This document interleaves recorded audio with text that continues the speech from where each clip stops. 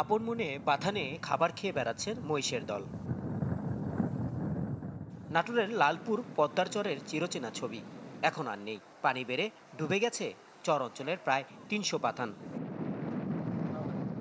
এতে মহিষের খাদ্য সংকট তীব্র আকার ধারণ করেছে উপজেলায়।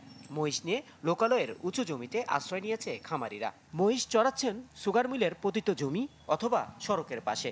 মাঠঘাট ডুবে গেছে, চর টর মহিষ গরুলে আমরা খুব বিপদের মধ্যে আছে।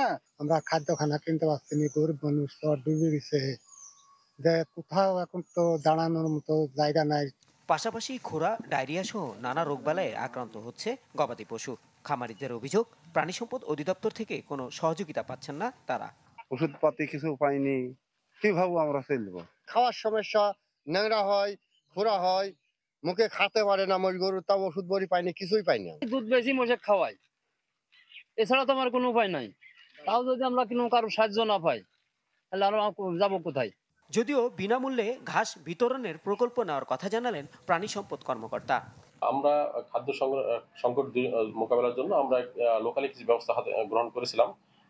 পাশাপাশি বন্যা পরবর্তীতে মহিষের যে ডায়রিয়া এবং খুরা রোগের যে প্রকোপ, এটা যেন না হয়, এই জন্য আমরা খামারিদেরকে সার্বক্ষণিক পরামর্শ দিয়েছি। উপজেলার পদ্মার চরে প্রায় ৫,৫০০ মহিষ লালন পালন করেন অন্তত ৩০০ খামারি। Desk report, channel 24।